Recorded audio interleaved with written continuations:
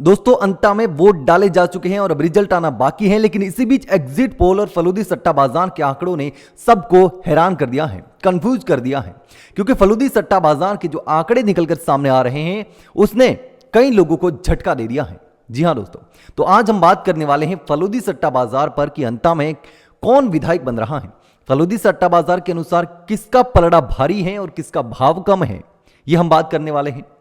दरअसल फलूदी सट्टा बाजार हर चुनाव में अपना आकलन करता है, अंदाजा लगाता है कि कौन जीत रहा है, कौन हार रहा है। हालांकि सट्टा बाजार इलीगल है, लीगल नहीं है, गलत है, लेकिन चूंकि विधानसभा, चाहे राजस्थान की विधानसभा चुनाव हो या फिर लोकसभा चुनाव हो या फिर दूसरे चुनाव हो, तमाम चुनावों में फलूदी सट्टा बाजार को काफी अहमियत दी जाती है।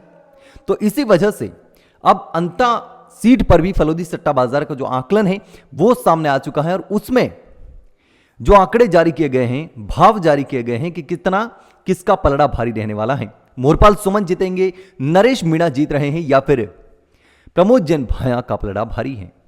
फलूदी सट्टा बाजार क्या कहता है, तो चलिए फलूदी सट्टा बाजार के आंकड़ों पर नजर डालें।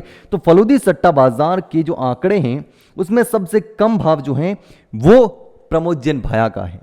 प्रमोद जैन भाया का जो भाव है वो ₹1.75 से लेकर ₹2 तक बताया जा रहा है।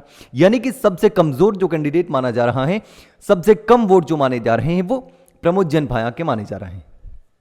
अब जो कड़ी टक्कर होने वाली है, कांटे की टक्कर है, वो नरेश मीणा और मोरपाल सुमन के बीच में है, क्योंकि बीजेपी ने पूरी सरकार लगा दी थी। तो अब फलूदी सट्टा बाजार ने सबसे कम जो भाव दिए हैं वो बीजेपी के प्रत्याशी मोरपाल सुमन को दिए हैं और वो 55 से लेकर के 60 पैसे के बीच में दिए गए हैं। यानी सबसे कम भाव का मतलब है सट्टा बाजार में यह होता है कि सबसे मजबूत कैंडिडेट जो जिताऊ है उसको सबसे कम भाव मिलता है। यानी कि मोरपाल सुमन के 55 से 60 पैसे भाव जो चल रहा है, इसका मतलब है कि मोरपाल सुमन को विधायक बना रहा है सट्टा बाजार, फलूदी सट्टा बाजार। अब नरेश मीणा का भाव क्या है? दूसरे नंबर पर नरेश मीणा को बताया जा रहा है और इनके भाव बताए जा रहे हैं ₹1.10 से लेकर ₹1.20 के बीच में। यानी कि दूसरे नंबर पर नरेश मीणा को बता रहा है फलूदी सट्टा बाजार। लेकिन और भी एग्जिट पोल हुए हैं, एक और एग्जिट पोल हुआ है जिसमें नरेश मीणा को जिता रहा है उस एग्जिट पोल में।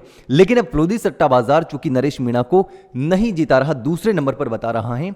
मैं बार बार यह बात कह रहा था कि कांग्रेस की वजह से कांग्रेस और नरेश मीणा दोनों को नुकसान पहुंच रहा है। अगर नरेश मीणा को कांग्रेस टिकट देती तो फिर नरेश मीणा बड़े अंतर से जीतते और अच्छी खासी जीत होती। हालांकि अभी भी कई लोगों का कहना है कि नरेश मीणा यहां से जीत रहे हैं। एक और एग्जिट पोल हुआ है जो कि न्यूज पिंच ने किया है, उनका कहना है कि नरेश मीणा लगभग 500 से 2000 के वोटों के अंतर से जीत सकते हैं, जीतने की संभावना है, जिनको 33% से ज्यादा कुछ वोट दिए गए हैं। तो ऐसे में अब फलूदी सट्टा बाजार का आकलन है उसने कहीं ना कहीं नरेश मीणा के समर्थकों की चिंता बढ़ा दी है।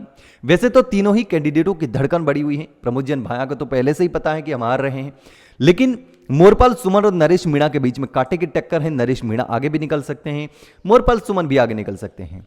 तो ऐसे में अब दोनों कैंडिडेटों की धड़कनें बढ़ी हुई हैं कि आखिर क्या कुछ होने वाला है। 14 तारीख को जब मतगणना होगी तो ऊपर नीचे दोनों कैंडिडेट रह सकते हैं। तो ऐसे में अब देखना होगा कि क्या होता है। लेकिन फलूदी सट्टा बाजार का आंकड़ा यह था कि नरेश मीणा को दूसरे नंबर पर रखा गया है, मोरपाल सुमन को विधायक बना दिया है और कांग्रेस के कैंडिडेट प्रमोद जैन भाया को तीसरे नंबर पर रखा गया है। लेकिन दोस्तों आपको क्या लगता है, क्या फलूदी सट्टा बाजार के आंकड़े सही हैं या फिर नरेश मीणा जीत रहे हैं? दोस्तों आपको जो भी लगता हो मुझे कमेंट में जरूर बताना।